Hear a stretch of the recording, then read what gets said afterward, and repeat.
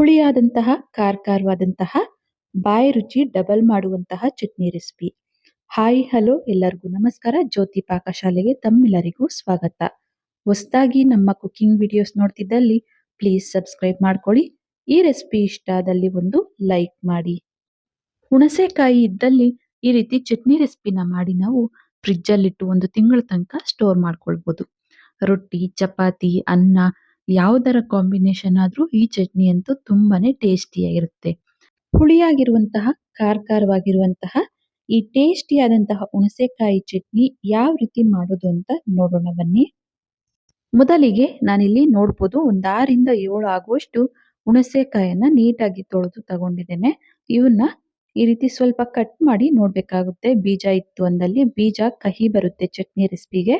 ಹಾಗಾಗಿ ಎಳೆದಾಗಿರೋದ್ರಿಂದ ನಾನಿಲ್ಲಿ ಫುಲ್ ಈ ರೀತಿ ಹುಣಸೆಕಾಯಿನ ಕಟ್ ಮಾಡಿ ಹಾಕೊಳ್ತಾ ಇದ್ದೇನೆ. ಆದಷ್ಟು ಈ ರೀತಿ ಎಳೆ ಬೀಜ ಇತ್ತು ಅಂದಲ್ಲಿ ಬಳಸ್ಬೋದು. ಜಾಸ್ತಿ ಸ್ವಲ್ಪ ದಪ್ಪ ಇತ್ತು ಅಂದಲ್ಲಿ ಬೀಜ ಚಟ್ನಿ ರೆಸಿಪಿ ಕಹಿ ಬರುತ್ತೆ. ಹಾಗಾಗಿ ಈ ರೀತಿ ನೋಡಿ ಒಮ್ಮೆ ಈ ಹುಣಸೆಕಾಯಿನ ತಗೋಬೇಕಾಗುತ್ತೆ. ಎಲ್ಲವನ್ನ ಇದೇ ರೀತಿಯಾಗಿ ಒಮ್ಮೆ ಚೆಕ್ ಮಾಡಿ ನಾವು ತಗೋಬೇಕಾಗುತ್ತೆ. ಈ ಹುಣಸೆಕಾಯಿ ಎಲ್ಲವನ್ನ ಈ ರೀತಿ ನಾನು ಕಟ್ ಮಾಡ್ಕೊಳ್ತೇನೆ. ನೋಡ್ಬೋದು ಎಲ್ಲ ಹುಣಸೆಕಾಯಿನ ಈ ರೀತಿ ಕಟ್ ಮಾಡಿ ಒಂದು ಪ್ಲೇಟಿಗೆ ಹಾಕಿದ್ದೇನೆ. ಈಗ ಗ್ಯಾಸ್ ಮೇಲೆ ಬಾಣಲೆನ ಇಟ್ಟು ಗ್ಯಾಸ್ ಹಚ್ಕೊಳ್ತೇನೆ. ಈ ಬಾಣಲೆಗೆ 1/4 ಟೀ ಸ್ಪೂನ್ ಆಗುವಷ್ಟು ಮೆಂತ್ಯ ಕಾಳು, ಹಾಗೆಯೇ 2 ಟೀ ಸ್ಪೂನ್ ಆಗುವಷ್ಟು ಧನಿಯಾ ಕಾಳನ್ನ ಇದಕ್ಕೆ ಹಾಕೊಳ್ತಾ ಇದ್ದೇನೆ. ಗ್ಯಾಸನ್ನ ಲೋ ಫ್ಲೇಮಲ್ಲಿ ಇಟ್ಟು ಈ ಮೆಂತ್ಯ ಕಾಳು ಹಾಗೂ ಧನಿಯಾ ಕಾಳನ್ನ ಸ್ವಲ್ಪ ಫ್ರೈ ಮಾಡ್ಕೋಬೇಕಾಗುತ್ತೆ. ಲೈಟ್ ಆಗಿ ಈ ಮೆಂತ್ಯ ಕಾಳು ಕಲರ್ ಚೇಂಜ್ ಆಗಬೇಕು, ಅಲ್ಲಿವರೆಗೂ ಇವನ್ನ ಫ್ರೈ ಮಾಡ್ಕೋಬೇಕಾಗುತ್ತೆ. ಮೆಂತ್ಯ ಕಾಳು, ಧನಿಯಾ ಕಾಳು ಚೆನ್ನಾಗಿ ಫ್ರೈ ಆದ ನಂತರ ಇದಕ್ಕೆ 2 ಟೀ ಸ್ಪೂನ್ ಆಗುವಷ್ಟು ಬಿಳಿ ಎಳ್ಳನ್ನ ಹಾಕೊಳ್ತಾ ಇದ್ದೇನೆ. ಬಿಳಿ ಎಳ್ಳನ್ನ ಹಾಕಿ ಚೆನ್ನಾಗಿ ಇದನ್ನ ಮಿಕ್ಸ್ ಮಾಡ್ತಾ ಸ್ವಲ್ಪ ಇವು ಚಿಟಪಟ ಅಂದ್ರೆ ಸಾಕು. ಜಾಸ್ತಿ ಹೊತ್ತು ಫ್ರೈ ಮಾಡೋ ಅವಶ್ಯಕತೆ ಇಲ್ಲ. ಬಿಳಿ ಎಳ್ಳು ಬೇಗನೆ ಸಿದೋಗ್ತವೆ. ಈ ರೀತಿ ಸ್ವಲ್ಪ ಫ್ರೈ ಮಾಡಿದ ನಂತರ ಇವೆಲ್ಲವನ್ನ ಒಂದು ಬಟ್ಲಿಗೆ ಸಪರೇಟ್ ಆಗಿ ತೆಗೆದುಕೊಳ್ತೇನೆ. ನಂತರ ಅದೇ ಬಾಣಲೆಗೆ ಸ್ವಲ್ಪ ಎಣ್ಣೆನ ಹಾಕೊಳ್ತೇನೆ. ಎಣ್ಣೆ ಸ್ವಲ್ಪ ಲೈಟ್ ಆಗಿ ಬಿಸಿಯಾಗಿದ್ದೇನೆ. ಇದಕ್ಕೆ ಒಂದು 6 ರಿಂದ 7 ಆಗುವಷ್ಟು ಬ್ಯಾಡಗೆ ಮೆಣಸಿನಕಾಯಿ, ಹಾಗೇನೆ ಈ ಬ್ಯಾಡಗೆ ಮೆಣಸಿನಕಾಯಿ ಖಾರ ಇರಲ್ಲ. ಹಾಗಾಗಿ ಖಾರಕ್ಕೆ ಅಂತ ಒಂದು 10 ರಿಂದ 12 ಆಗುವಷ್ಟು ಗುಂಟೂರು ಒಣಮೆಣಸಿನಕಾಯಿನೂ ಸೇರಿಸಿ ಎಣ್ಣೆಯಲ್ಲಿ ಸ್ವಲ್ಪ ಇವನ್ನ ಫ್ರೈ ಮಾಡ್ಕೋಬೇಕಾಗುತ್ತೆ. ಈ ಒಣಮೆಣಸಿನಕಾಯಿ ಸ್ವಲ್ಪ ಕ್ರಿಸ್ಪಿ ಆದ್ರೆ ಸಾಕು. ಗ್ಯಾಸ್ ಅನ್ನು ಆಫ್ ಮಾಡಿ ಇದನ್ನ ಸೈಡ್ಗೆ ತೆಗೆದಿಡ್ತೇನೆ. ನಂತರ ಮಿಕ್ಸಿ ಜಾರಿಗೆ ಮೊದಲಿಗೆ ನಾವು ಫ್ರೈ ಮಾಡಿರುವಂತಹ ಮೆಂತ್ಯ ಕಾಳು, ಧನಿಯಾ ಕಾಳು, ಬಿಳಿ ಎಳ್ಳನ್ನ ಇದಕ್ಕೆ ಸೇರಿಸ್ಕೊಳ್ತೇನೆ. ಹಾಗೆಯೇ 1 ಟೀ ಸ್ಪೂನ್ ಆಗುವಷ್ಟು ಜೀರಿಗೆನ ಹಾಕೊಳ್ತೇನೆ. ಹಾಗೆಯೇ ಇದಕ್ಕೆ 1 ಗಡ್ಡೆ ಆಗುವಷ್ಟು ಬೆಳ್ಳುಳ್ಳಿನ ಇದಕ್ಕೆ ಹಾಕೊಳ್ತಾ ಇದ್ದೇನೆ.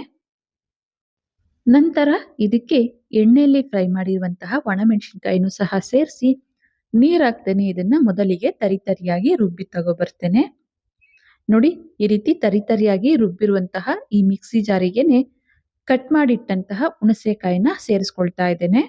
ಹುಣಸೆಕಾಯಿನ ಬೇಯಿಸೋ ಅವಶ್ಯಕತೆ ಇಲ್ಲ. ಈ ರೀತಿ ಹಾಗೇನೆ ನಾವು ಚಟ್ನಿನ ಮಾಡ್ಕೋಬೇಕಾಗುತ್ತೆ. ನಂತರ ರುಚಿಗೆ ತಕ್ಕಷ್ಟು ಕಲ್ಲುಪ್ಪನ್ನ ಹಾಕೊಳ್ತೇನೆ. ಹಾಗೇನೆ ಸ್ವಲ್ಪ ಅರಿಶಿನ ಸೇರಿಸಿ ಇದನ್ನ ನುಣ್ಣಗೆ ರುಬ್ಕೊಂಡ್ಬರ್ತೇನೆ.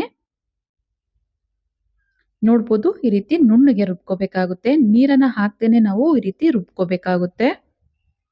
ಈಗ ಈ ಚಟ್ನಿಗೆ ಒಗ್ಗರಣೆ ಮಾಡ್ಕೊಳ್ಳಿಕ್ಕೆ ಅಂತ ಮತ್ತೆ ಅದೇ ಬಾಣಲೆನ ಗ್ಯಾಸ್ ಮೇಲೆ ಇಟ್ಟು ಗ್ಯಾಸ್ ಹಚ್ಕೊಳ್ತೇನೆ. ಈ ಬಾಣಲೆಗೆ ಸ್ವಲ್ಪ ಎಣ್ಣೆನ ಹಾಕೊಳ್ತೇನೆ.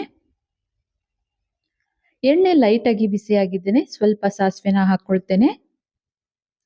ಹಾಗೇನೆ ಇದಕ್ಕೆ ಸ್ವಲ್ಪ ಜೀರಿಗೆನ ಸೇರಿಸಿ ಸಾಸಿವೆ ಜೀರಿಗೆ ಚಿಟಪಟ ಅಂದ ನಂತರ ಒಂದು 10 ರಿಂದ 12 ಎಸ್ಲು ಬೆಳ್ಳುಳ್ಳಿನ ಈ ರೀತಿ ಕುಟ್ಟಿ ಸೇರಿಸ್ಕೊಳ್ತಾ ಇದ್ದೇನೆ. ಈ ಬೆಳ್ಳುಳ್ಳಿನ ಸ್ವಲ್ಪ ಎಣ್ಣೆಯಲ್ಲಿ ಫ್ರೈ ಮಾಡ್ಕೊಳ್ಳೋಣ. ಬೆಳ್ಳುಳ್ಳಿ ಸ್ವಲ್ಪ ಫ್ರೈ ಆಗಿದ್ದೇನೆ. ಇದಕ್ಕೆ 1 ರಿಂದ 3 ಒಣಮೆಣಸಿನಕಾಯಿನ ಈ ರೀತಿ ಕಟ್ ಮಾಡಿ ಸೇರಿಸ್ಕೊಳ್ತೇನೆ. ನಂತರ ಸ್ವಲ್ಪ ಕರಿಬೇವನ್ನ ಸೇರಿಸಿ ಹಾಗೇನೆ ಇದಕ್ಕೆ 1/4 ಟೀ ಸ್ಪೂನ್ ಆಗುವಷ್ಟು ಇಂಗು ಪುಡಿನ ಹಾಕೊಳ್ತಾ ಇದ್ದೇನೆ.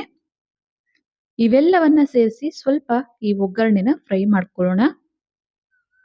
ಈ ಒಣಮೆಣಸಿನಕಾಯಿ, ಕರಿಬೇವು ಸ್ವಲ್ಪ ಎಣ್ಣೆಯಲ್ಲಿ ಫ್ರೈ ಆದ ನಂತರ ಈಗ ಇದಕ್ಕೆ ರುಬ್ಬಿರುವಂತಹ ಚಟ್ನಿನ ಹಾಕೊಳ್ತಾ ಇದ್ದೇನೆ. ನೀರು ಹಾಕುವ ಅವಶ್ಯಕತೆ ಇಲ್ಲ. ನೀರನ್ನ ಬಳಸಿದೀವಿ ಅಂದಲ್ಲಿ ಜಾಸ್ತಿ ದಿನ ಈ ಚಟ್ನಿನ ಸ್ಟೋರ್ ಮಾಡ್ಲಿಕ್ಕಾಗಲ್ಲ. ಚಟ್ನಿನ ಸೇರಿಸಿ ಒಗ್ಗರಣೆ ಚಟ್ನಿ ಎಲ್ಲ ಮಿಕ್ಸ್ ಆಗೋ ರೀತಿ ಚೆನ್ನಾಗಿ ಇದನ್ನ ಮಿಕ್ಸ್ ಮಾಡ್ಕೊಳ್ಳೋಣ. ಈ ರೀತಿಯಾಗಿ ಮಿಕ್ಸ್ ಮಾಡಿ ಲೋ ಫ್ಲೇಮ್ ಅಲ್ಲೇ ಇದನ್ನ ಒಂದೆರಡು ನಿಮಿಷಗಳ ಕಾಲ ಚೆನ್ನಾಗಿ ಕುದಿಸ್ಕೊಳ್ಳೋಣ ಚಟ್ನಿನ. ಇನ್ನು ಯಾರೆಲ್ಲ ಸಬ್ಸ್ಕ್ರೈಬ್ ಮಾಡ್ಕೊಳ್ದೆ ವಿಡಿಯೋ ನೋಡ್ತಿದ್ದಲ್ಲಿ ಪ್ಲೀಸ್ ಸಬ್ಸ್ಕ್ರೈಬ್ ಮಾಡ್ಕೊಳ್ಳಿ. ಬೆಲ್ ಐಕನ್ ಮೇಲೆ ಕ್ಲಿಕ್ ಮಾಡಿ ಆಲ್ ಅನ್ನೋ ಆಪ್ಷನ್ ಆನ್ ಮಾಡ್ಕೊಳ್ಳಿ. ನಾನು ಯಾವುದೇ ಹೊಸ ವಿಡಿಯೋ ಅಪ್ಲೋಡ್ ಮಾಡಿದ್ರು ನಿಮಗೆ ನೋಟಿಫಿಕೇಶನ್ ಬರುತ್ತೆ. ನೋಡಿ ಚಟ್ನಿನ ಒಂದೆರಡು ನಿಮಿಷ ಚೆನ್ನಾಗಿ ಕುದಿಸಿದ್ದಾಯ್ತು.